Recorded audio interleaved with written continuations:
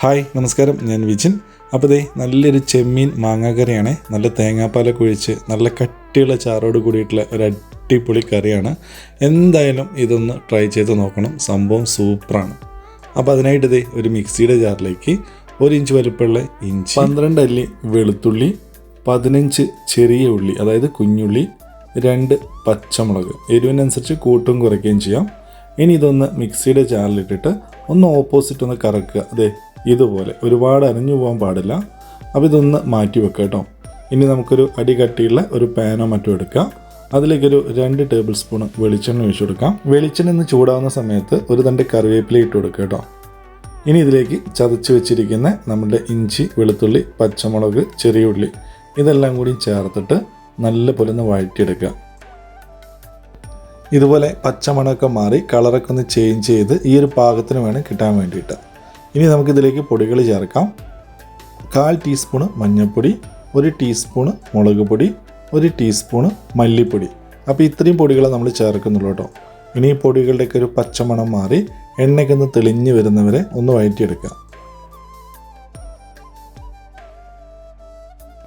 അങ്ങനെ നമ്മുടെ പൊടികളൊക്കെ മൂത്ത് എണ്ണയൊക്കെ തെളിഞ്ഞ് വന്നിട്ടുണ്ട് കേട്ടോ. ഈ ഒരു പാകമായി കഴിഞ്ഞാൽ നമുക്കിതിൽ മാങ്ങ ചേർത്ത് കൊടുക്കാം. ഞാനിവിടെ ഒരു 1/4 കപ്പ് മാങ്ങ ക്യൂബ് സൈസിൽ കട്ട് ചെയ്തെടുത്താൽ കേട്ടോ. മാങ്ങേൻ്റെ കളറൊക്കെ ഒന്ന് ചേഞ്ച് ആയിട്ടുണ്ടെങ്കിലും അത്യാവശ്യം പുളിയൊക്കെ ഉള്ള മാങ്ങയാണ്. ഇനി ഇതെല്ലാം കൂടിയും ഒന്ന് വഴറ്റിയെടുക്കുക. ജസ്റ്റ് മാങ്ങയൊക്കെ ഒന്ന് വഴന്ന് വരുന്നവരെ വേണം വഴറ്റിയെടുക്കാൻ, ഏകദേശം ഈ കാണുന്ന രീതിയിൽ. ഇനി നമുക്കിതിലേക്ക് തേങ്ങാപ്പാൽ ചേർത്ത് കൊടുക്കാം. തേങ്ങാപ്പാൽ എടുക്കുന്ന സമയത്ത് നല്ല കട്ടിയുള്ള തേങ്ങാപ്പാൽ എടുക്കുക. ഞാനിവിടെ ഒരു 1/2 കപ്പ് തേങ്ങാപ്പാൽ ചേർത്ത് കൊടുക്കുന്നുണ്ട്. ഇനി നമുക്കിതിലേക്ക് ആവശ്യത്തിനുള്ള ഉപ്പ് ചേർക്കാം. ഞാനിപ്പോൾ 1 ടീസ്പൂൺ ഉപ്പ് ചേർക്കുന്നുണ്ട് കേട്ടോ. എന്നിട്ട് നല്ല പോലെ ഒന്ന് മിക്സ് ചെയ്തെടുക്കുക. ഇതുപോലെ മിക്സ് ചെയ്യുന്ന സമയത്ത് ഒരു മീഡിയം ഫ്ലെയിമിൽ വെച്ചിട്ട് വേണം കേട്ടോ മിക്സ് ചെയ്യാൻ. എന്നിട്ട് നമുക്കിതൊന്ന് അടച്ച് വെച്ചിട്ട് ഒരു 2-3 മിനിറ്റ് ഒന്ന് വെയിറ്റ് ചെയ്യാം. അപ്പോഴത്തേക്കും നമ്മുടെ ഈ ഗ്രേവിയൊക്കെ ഒന്ന് ചെറുതായിട്ട് തിളച്ച് വരികയും ചെയ്യും. അങ്ങനെ ഏകദേശം ഒരു 2-3 മിനിറ്റ് ആയതേ ഉള്ളൂ. നമ്മുടെ ഗ്രേവിയൊക്കെ ചെറുതായിട്ടൊന്ന് തിളവന്ന് തുടങ്ങിയിട്ടുണ്ട്. ഇനി നമുക്കിതിലേക്ക് കഴുകി വൃത്തിയാക്കി വെച്ചിരിക്കുന്ന നമ്മുടെ ചെമ്മീൻ ചേർത്ത് കൊടുക്കുക കേട്ടോ. അപ്പോൾ ചെമ്മീന് പകരം നിങ്ങൾക്ക് വേറെ മീനൊക്കെ ഇതിൽ ചേർത്തിട്ടും ചെയ്യാവുന്നതാണ്. ഞാനിവിടെ ഒരു 300 ഗ്രാം ചെമ്മീൻ വാങ്ങിച്ചിട്ടുണ്ട്. ഒരു മീഡിയം സൈസ് വലിപ്പമുള്ളതാണ്.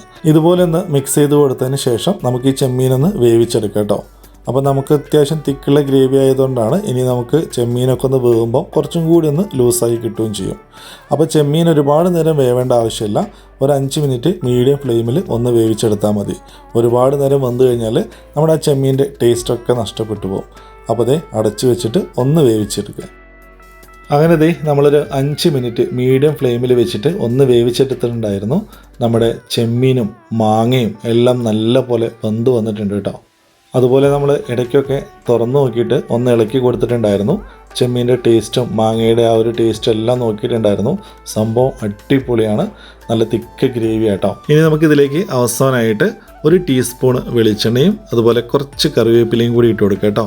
അതിനുശേഷം നമുക്ക് ഫ്ലെയിം ഓഫ് ചെയ്യാം. എന്നിട്ട് ചൂടോടെ നമുക്കിത് ചോറിനൊപ്പോ ചപ്പാത്തിക്കോ പൊറോട്ടയ്ക്കോ അപ്പത്തിനോ എന്തിനു പുട്ടിന് പോലും കഴിക്കട്ടോ. സംഭവം അത്രയും ടേസ്റ്റാണ്. മസ്റ്റായിട്ട് ട്രൈ ചെയ്ത് നോക്കുക. എന്നിട്ട് നിങ്ങളുടെ ഫീഡ്ബാക്ക് എന്തായാലും അറിയിക്കുക. അതുപോലെ നമ്മുടെ ഈ ഒരു വീഡിയോ നിങ്ങൾക്ക് ഇഷ്ടപ്പെട്ടിട്ടുണ്ടെങ്കിൽ മറ്റുള്ളവരിലേക്ക് ഒന്ന് ഷെയർ ചെയ്ത് കൊടുക്കാൻ മറക്കരുത്. നമ്മുടെ പേജ് കൂടി ഒന്ന് ഫോളോ ചെയ്തേക്കാം.